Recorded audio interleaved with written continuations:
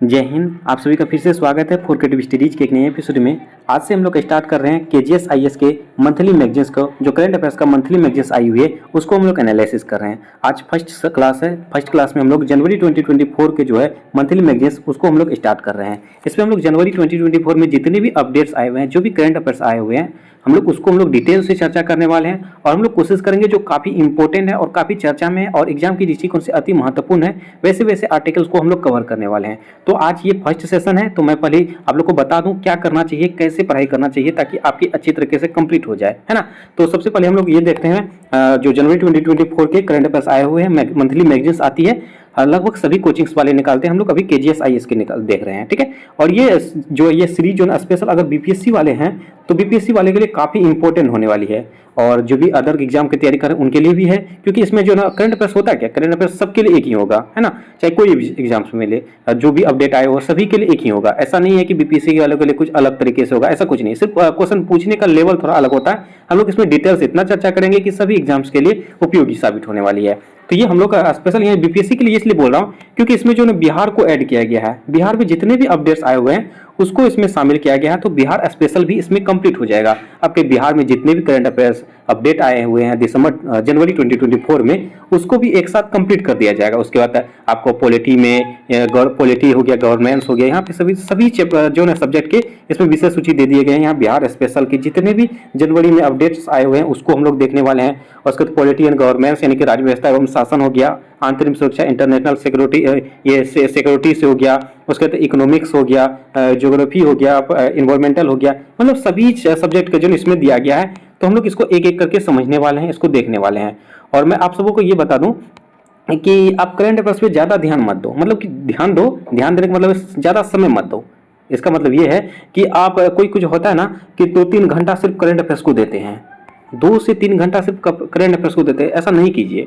वो बर्बाद है, वो ऐसा नहीं करना चाहिए। आपको जो है ना ज़्यादा से ज़्यादा 40 से 45 मिनट, हाईएस्ट 1 घंटा काफ़ी है करंट अफेयर्स के लिए। लेकिन वही पर डे देना है आपको। पर डे देना कैसे देना है आपको मैं बता दूं। अब जैसे कि ये पीडीएफ जो है ना आपके पास, यदि प्रिंट आउट है तो ठीक है, नहीं भी तो कोई बात नहीं है, नहीं भी है तो कोई दिक्कत नहीं है। आप कितना प्रिंट आउट कराओगे, इसका पीडीएफ मैं टेलीग्राम चैनल पे दे दूंगा, वहां से आप डाउनलोड करके रख लीजिए, सिर्फ रख लेना है, ठीक है। मैं जो क्लास में आपको लेक्चर जैसे सुनाने वाला, अभी आज से स्टार्ट करने वाले बिहार स्पेशल का, एक एक करके जितने भी इसमें आर्टिकल दिए गए उसको हम लोग एक्सप्लेन करने वाले हैं। तो आप क्या करना, सिर्फ मेरे लेक्चर को सुनना। करंट अफेयर्स में होता है कि आप अगर सुन लेते हो ना तो उसमें आपका बेहद ज्यादा, मतलब कि ज्यादा ये आपका स्मार्ट तैयारी होगी। ओके, तो आप करंट अफेयर्स को ज्यादा सिर्फ सुनने की कोशिश करो, यानी जब खाना खा रहे हो या कोई काम कर रहे हो तो हेडफोन लगा के सुन लीजिए उसका लेक्चर को। करंट अफेयर्स कुछ खास नहीं है, तो आपको सिर्फ सुन लेना है। तो मैं जो लेक्चर बताऊंगा इसमें आपको मैं एक कहानी की तरह समझाऊंगा, बता दूंगा। उसके बाद आपको क्या करना, जैसे कि अभी ये लगभग इसमें जो ये मार्च मंथ इसका पूरा जाएगा, सिर्फ जनवरी का, क्योंकि फरवरी का जो है आपका करंट अफेयर जो मैगजीन आएगी वो लगभग मार्च में आने वाली है, लास्ट के मार्च में। तब तक हम लोग ये जनवरी के पूरा कंटेस्ट कर लेंगे। इसमें जितने भी पेज हैं, जितने भी चैप्टर्स हैं, जितने भी आर्टिकल्स, उसको हम लोग कवर कर लेंगे। हम लोग एक ही दिन में सारे के सारे नहीं कंप्लीट करने वाले हैं, 1, 2, 3, 4 जैसे जैसे आर्टिकल्स आएंगे, जैसे जैसे मतलब साइज होगा उस अनुसार हम लोग करते जाएंगे। तो छोटा छोटा सेशंस के माध्यम से मैं समझाने की कोशिश करूंगा, इसको पूरे डिटेल से चर्चा करने वाला हूं। तो आप यही है कि खाने के समय में हेडफोन लगा लो, उसका लेक्चर सुन लीजिए। उसके बाद जब आप फ्री रहोगे तो यही पीडीएफ से ओपन कर लीजिए। जैसे बिहार स्पेशल का आज मिशन दक्ष समझाने वाले हैं, मैंने आपको सुना दिया, आप सुन लिए हो लेक्चर, उसका तब एक बार सिर्फ एक झलक देख लोगे पीडीएफ से भी तो आपका कंप्लीट हो जाएगा। तो कितना अच्छा से हो गया। मैं लगभग वही 20 से 30 मिनट का एक लेक्चर लाऊंगा, इसमें जितने भी आर्टिकल्स कवर होने वाले हैं कवर हो जाएंगे। आप बाद में चाहो तो स्पीड में देख सकते हो, ये आपकी मर्जी है, ठीक है। उसके बाद आप पीडीएफ से इसको देख लेना, इससे आपका समय की बचत होगी और तैयारी भी बेहतर होगी। तो इस तरह से आप करोगे तो अच्छा होगा, है ना। इससे ये अच्छी रणनीति होगी। तो हम लोग इस तरह से आप कर सकते हो। तो चलिए हम लोग आज स्टार्ट कर रहे हैं। केजीएस जो है ना उसका मंथली मैगजीन्स आई हुई है जनवरी 2024 को हम लोग एनालिसिस कर रहे हैं। तो शुरुआत में हम लोग बिहार स्पेशल को लेके आए हैं, है ना। तो चलिए बिहार स्पेशल में हम लोग देखने वाले हैं जो इंपॉर्टेंट आर्टिकल्स है, इसमें सारी आर्टिकल्स को कवर करने वाले हैं। तो आज का पहला आर्टिकल ये रहेगा, देखिए बिहार में स्पेशल का ये पहला आर्टिकल रहेंगे, है ना। तो इसका है मिशन दक्ष। आखिर ये मिशन दक्ष क्या है, इसको क्यों लाया गया, किसके लिए लाया गया, इसके बारे में समझते हैं। देखिए इसमें आपको होगा क्या, इससे आपको प्री प्लस मेंस दोनों की तैयारी होगी। और आप सभी को पता होगा अब जो है ना वन लाइनर क्वेश्चंस बहुत कम देखने को मिलता है, फैक्चुअल क्वेश्चन बहुत कम देखने को मिलता है। मतलब करंट अफेयर जो है ना आप इस तरह के पूछने लगे हैं बीपीएससी वालों ने भी, तो हम लोग को इसे तैयारी करनी होगी। ओके, तो इसको ध्यान से सुनिए मेरी बातों को। क्या कहा है, मिशन दक्ष। मिशन दक्ष ये देखिए, ये राज्य में मिशन दक्ष को स्कूलों में ड्रॉप आउट को लाने के लिए शुरू किया गया था। यानी कि आपका राज्य के अंतर्गत यानी बिहार के अंतर्गत ये मिशन दक्ष को जो है ना स्कूलों के ड्रॉप आउट को शून्य करने के लिए लाया गया था। ये मिशन दक्ष होता क्या, देखिए मिशन दक्ष को जो है विद्यार्थियों के लिए लाया गया था। उसमें है क्या, जैसे कि इसमें 3 चरण के माध्यम से लाया गया था। इसमें जैसे कि आपका 3 से 8 क्लास के जो बच्चे हैं जिसको जो ना उसकी मतलब पढ़ाई कमजोर है, ना ही वो मैथ्स बना पाते हैं, ना ही हिंदी पढ़ पाते हैं, तो उसके लिए एक अलग तरीके से उसको जो है ना एक शिक्षक की व्यवस्था करवाई जाएगी। उसके लिए लगभग कम से कम 45 मिनट का समय अलग से दिया जाएगा। ये है मिशन दक्ष का मतलब उद्देश्य। इसके बारे में यही जानेंगे, है ना। तो ये है मिशन उद्देश्य। इसमें कहा जाता है 10वीं कक्षा के विद्यार्थियों में ड्रॉप आउट को रोकने के लिए पूरे बिहार राज्य में मिशन दक्ष को चलाया गया है। यानी कि 10वीं जो एग्जाम दे रहे हैं, 10वीं वाले होता है कि बहुत सारे ऐसे स्टूडेंट हैं जिसको हिंदी तक नहीं आता है, लिखने ना बोलना ना पढ़ना कुछ भी नहीं आता है, और मैथ्स में पूरा 0/100 है। तो उसके लिए जो है स्पेशल से इसमें सुविधाएं की गई है। तो इसके बारे में हम लोग समझते हैं। अगर आपका बच्चा में बेस में अगर मजबूत है, जैसे आप मैथ में जैसे आप 10th की बात कर जाए, है ना, यहाँ पे कक्षा 10वीं की बात कहिए। 10th में क्या, 10th में आप जोड़ घटाओ गुना ये सब तो नहीं सीखोगे ना, क्योंकि आपको 10th से पहले सीखा होना चाहिए। तो वो सब कब कहाँ सीखना होगा, आपको लगभग 8 क्लास से पहले ये सब कंप्लीट होना चाहिए, तब तो आपको 10th में दिक्कत नहीं आएगी। 10th में तो आपका साइन कोस टेन ये सब वगैरह सब है ना। तो इसीलिए इसमें ये मिशन दक्ष चलाया गया है ताकि आपके 10वीं परीक्षा में जो है ना आप बेहतर कर पाओगे, आप बेसिक बातें उससे पहले आप सीख जाओगे, इसलिए मिशन दक्ष को लाया गया है। इसमें जो 3 चरणों में चलाया गया था। ओके, ये मिशन दक्ष को जो 3 चरणों में चलाया गया था। आपको डायरेक्टली एग्जाम में पूछे जा सकते हैं मिशन दक्ष कितने चरणों में चलाए गए थे। उसमें पहला चरण क्या था, पहला चरण जो था कक्षा 3 से 8 तक के ऐसे बच्चों की पहचान की जाएगी जो पढ़ाई में बहुत कमजोर हैं। लेकिन 3 क्लास से 8 क्लास तक के ऐसे बच्चे उसको मतलब ढूंढना होगा, खोजना होगा। क्लास में ही हर स्कूल के बारे में मतलब टीचर को ये जो है ना काम दे दी गई है कि आपकी क्लास में जो भी कमजोर स्टूडेंट हैं उसको आप निकालिए और उसके लिए अलग से सुविधाएं कीजिए और उसे पढ़ाने की कोशिश कीजिए, है ना। तो 3 क्लास से 8 क्लास के बच्चे को जो कमजोर हैं उनको ये ढूंढना है। उसके बाद दूसरा चरण में कहा जाता है शिक्षक इन्हें विशेष कक्षाओं के माध्यम से पढ़ाएंगे। जो कमजोर विद्यार्थी हैं उनके लिए अलग से इसको पढ़ाएंगे ताकि वे अच्छा कर पाएंगे, वो सीख पाएंगे। क्योंकि क्लास में बहुत सारे स्टूडेंट होते हैं, बहुत सारे स्टूडेंट्स होते हैं, तो उसमें जो है जो कमजोर होते हैं उसको स्पेशल से ध्यान नहीं दे पाते हैं। जैसे आप क्लास हैं, क्लास में 50 स्टूडेंट हैं, तो 50 जो क्लास के लेवल उसी लेवल के पढ़ाए जाते हैं। अब उसमें से जो स्टूडेंट नहीं समझ पाते हैं, उसके लेवल वहां तक नहीं है, वहां तक नहीं समझ पाते हैं, तो उसके लिए जो है अलग से सुविधाएं करनी होगी, उसके अलग से पढ़ाना होगा, है ना। तो तीसरा चरण में कहा जाता है चिन्हित बच्चों को विशेष परीक्षा शामिल किया जाएगा। चिन्हित जो विद्यार्थी जो भी कमजोर होंगे उसके लिए विशेष परीक्षा के प्रावधान किया जाएगा। उसके लेवल का वो जितना समझ पा रहा है उसके लेवल का उसका एग्जाम टेस्ट लिया जाएगा, अलग से सुविधाएं की जाएगी, अलग से उसको पढ़ाई करवाई जाएगी। उसके लिए भी समय निर्धारित की गई है ना। तो उसके बारे में देखिए, इसका देखिए क्या है मिशन दक्ष, अब इसको बारे में समझते हैं। मिशन दक्ष जो है ना ये सरकारी स्कूलों में पढ़ने वाले कमजोर बच्चों को प्रतिदिन अलग से समय देकर पढ़ाना। इस योजना की कक्षाएं 1 दिसंबर से प्रारंभ हो गई है। आपको यह भी ध्यान रखना है कि बिहार में जो मिशन दक्ष चालू हुई है वो कब से स्टार्ट हुई है, तो आपको यह ध्यान रखना 1 दिसंबर 2023 से स्टार्ट हुई है। और इसका क्या उद्देश्य है, इसमें जो कमजोर विद्यार्थी हैं, कमजोर बच्चे हैं, उसके लिए अलग से सुविधाएं कराई जाएगी। मैं बार बार रिपीट इसलिए कर रहा हूं ताकि मैंने शुरुआत में बोला था आप सिर्फ लेक्चर सुनोगे तो आपका कंप्लीट हो जाएगा, है ना। तो इसलिए लेक्चर बार बार मैं बोल रहा हूं इसलिए ताकि आप सुनोगे तो कंप्लीट ही हो जाएगा, ठीक है। तो ये बातें हैं। उसके कारण प्रत्येक कक्षा के 5-5 ऐसे बच्चों को इस योजना में शामिल किया जा रहा है जो ना तो हिंदी भाषा ठीक से पढ़ पाते हैं और ना ही गणित के अंग पहचान पाते हैं। जो हिंदी ना तो पढ़ पाते हैं, ना समझ पाते हैं, ना ही वो लिख पाते हैं, वैसे विद्यार्थियों को ढूंढना। और अंग गणित में भी मतलब मैथ्स में जो है ना काफी कमजोर हो वैसे विद्यार्थियों को ढूंढना है, 5-5 विद्यार्थियों को, ठीक है। तो ये ध्यान रखना। उसके बाद ये इसकी कक्षा का समय प्रतिदिन जो है ना अवकाश के प्रातः पश्चात जब छुट्टी हो जाएगी स्कूल में तो 3:30 बजे से 4:15 बजे तक, यानी कि 3:30 से 4:15 में जो है ना आपको इसका समय देना होगा, लगभग 45 मिनट। तो आपको यह भी ध्यान रखना है कि आपको जो है ना सरकारी स्कूलों में पढ़ाई की 1 घंटे का समय कितना माना जाता है, तो 45 मिनट माना जाता है। तो इसलिए इसका स्पेशल से इसको 45 मिनट दिया जाएगा। जो कमजोर विद्यार्थी हैं उसको अच्छे से पढ़ाया जाएगा, उसको बेसिक से बातें समझाएंगे, हिंदी पढ़ाएंगे, मैथ्स पढ़ाएंगे, जो भी उसकी कमजोर है कमजोरी उसको ढूंढ के उसके जो समझाने की कोशिश किया जाएगा। तो इसलिए उसके लिए अलग से सुविधाएं कर दी गई है। इसी को मिशन दक्ष कहते हैं, है ना। जो विद्यार्थी दक्ष मतलब 10वीं पास अच्छे से कर सके, है ना, ये बिहार सरकार का मुख्य उद्देश्य है।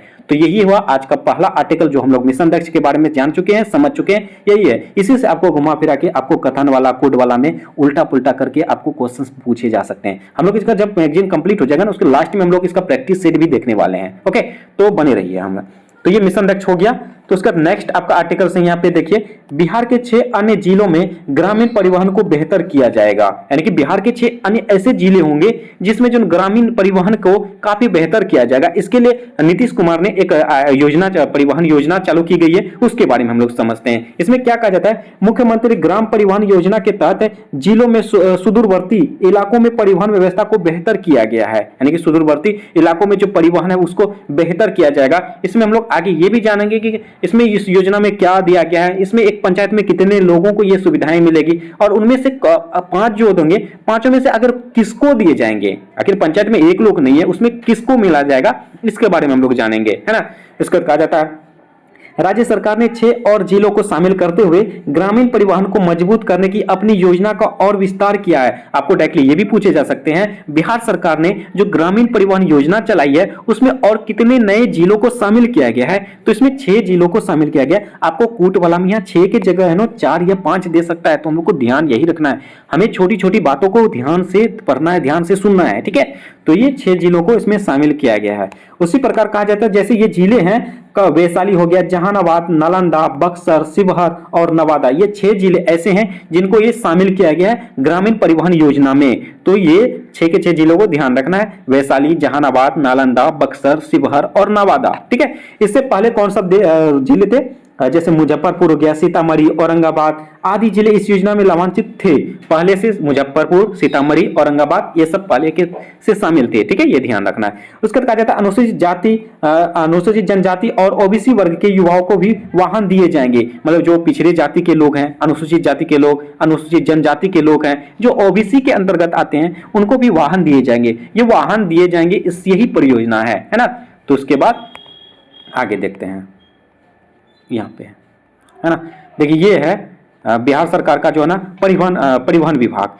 देखिए मुख्यमंत्री परिवहन योजना, इसका क्या उद्देश्य था, मुख्य उद्देश्य यही है कि इस योजना का मुख्य उद्देश्य ग्रामीण क्षेत्रों में यात्री परिवहन व्यवस्था सुलभ कराना एवं कमजोर वर्गों के बेरोजगार युवक एवं युवतियों के लिए रोजगार का सृजन करना। जो ग्राम क्षेत्र के लोग हैं, ग्रामीण क्षेत्रों के लोग हैं, उसके लिए परिवहन व्यवस्था की गई है, उसको सुलभ कराना। और जो कमजोर वर्ग के बेरोजगार युवक हैं, उनके लिए ये जो है ना परिवहन योजना चलाई गई है, उनको ये रोजगार, इससे रोजगार भी मिलेगा और उसको जो है ना वाहन भी मिलेगा, है ना। तो ये इसका मुख्य उद्देश्य है कि जो भी ग्रामीण क्षेत्रों में है और वो बेरोजगार भी हैं, कमजोर भी हैं, सुलभ भी हैं, उसको ये उद्देश्य है कि इसको सृजन करना, रोजगार का सृजन करना, ठीक है, ये ध्यान रखना है। उसके बाद आगे कहा जाता है अनुदान की राशि आखिर किसको दिया जाएगा, इसके बारे में देखें। अनुदान की राशि वाहन के खरीद मूल्य के 50% तक राशि अथवा अधिकतम 1 लाख रुपए दिए जाएंगे। जैसे आप वाहन खरीद रहे हो, ठीक है, आप वाहन खरीद रहे हो, उसमें आपको 50% यानी कि जितना भी खर्च है,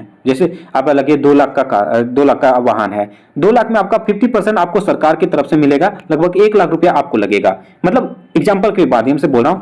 अथवा यानी कि आपको 1 लाख तक इसमें जो है ना आपको मदद कर सकते हैं। जैसे आपका 5 लाख का आपका गाड़ी है ना, 5 लाख में आपको 50% यानी कि लगभग आपको लगेगा 2.5 लाख, है ना। 2.5 लाख में आपको जो है ना 1 लाख सरकार की तरफ से मदद मिलेगी, है ना। तो लगभग आपको 5 लाख में 1 लाख तक हाईएस्ट ये सरकार दे सकती है। आप मान के चलो, आप पूरा का पूरा आप ऑडी खरीदोगे, BMW खरीदोगे, ऐसा नहीं है ना। आप है ना लिमिट में, आप ऑडी वाले को तो ये लाभान्वित होगा ही नहीं। उसके बारे में भी दिया गया किसको मिला जाएगा।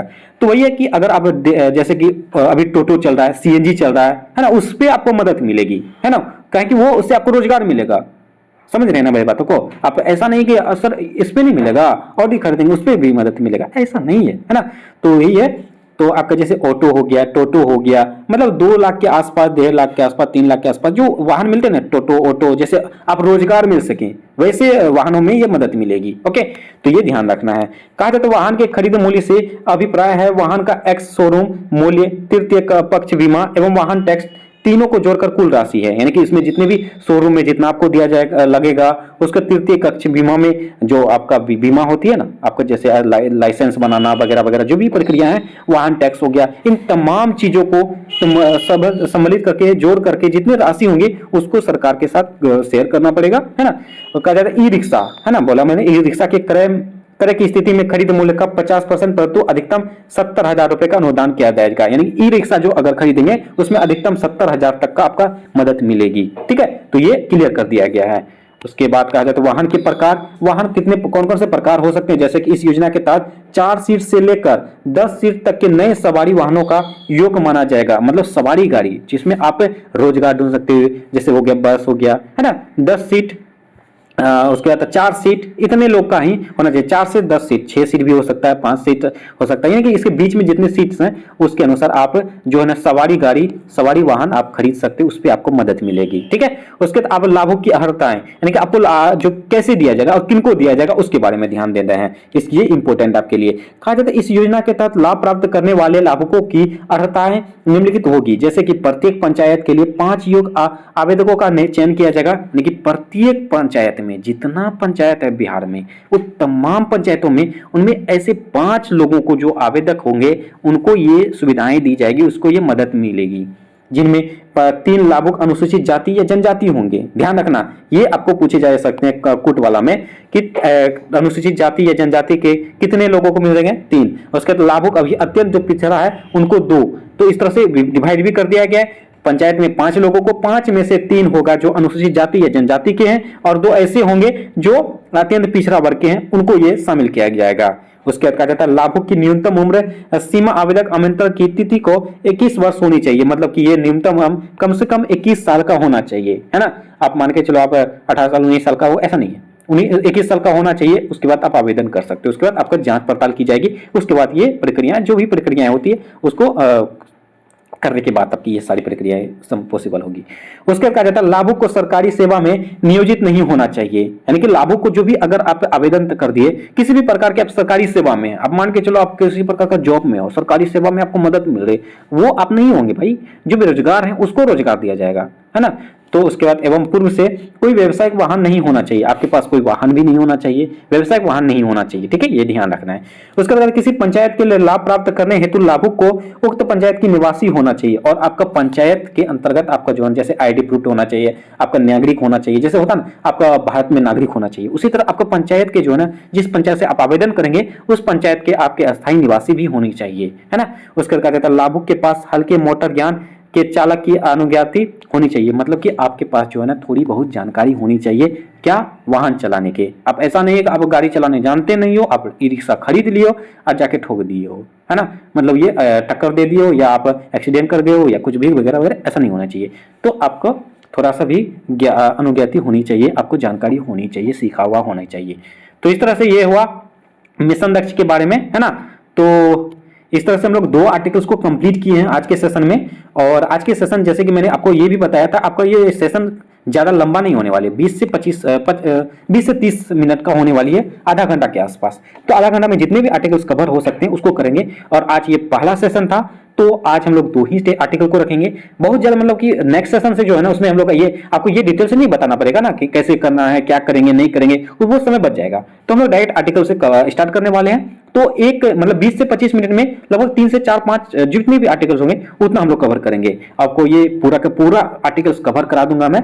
तो आप सभी सिर्फ हमारे साथ बने रहिए और सपोर्ट कीजिए, बस अपने दोस्तों को भी ज्यादा से ज्यादा शेयर कीजिए और उनको बता भी दीजिए कि आ गया। ठीक है, तो चलिए आज के सेशन में बस इतना ही रहने देंगे। देखिए 19 मिनट हो रहा है ना, तो इतना काफी है आपके लिए। आप बाद में जब आप देख रहे हो तो इसका स्पीड पे भी सुन सकते हो, कोई दिक्कत नहीं, यही तो है रणनीति भाई, है ना। चलो, तो तो आज के सेशन में बस इतना ही रहने देंगे। उम्मीद करता हूँ आज के सेशन आप सभी के लिए काफी ज्यादा फायदेमंद साबित हुआ होगा। और एक निवेदन है आप सभी से, जो भी चैनल में पहली बार आए और चैनल को सब्सक्राइब नहीं किए तो प्लीज चैनल को सब्सक्राइब जरूर कर लीजिए और बेल आइकन को जरूर हिट करें। सेशन अच्छा लगे तो लाइक जरूर कीजिए, कमेंट के माध्यम से किसी प्रकार का डाउट हो और क्लास कैसा लगा इसके बारे में जरूर बताएं और अपने दोस्तों को भी ज्यादा से ज्यादा शेयर करें। चलिए मिलते हैं नेक्स्ट सेशन में, तब तक के लिए थैंक यू, जय हिंद।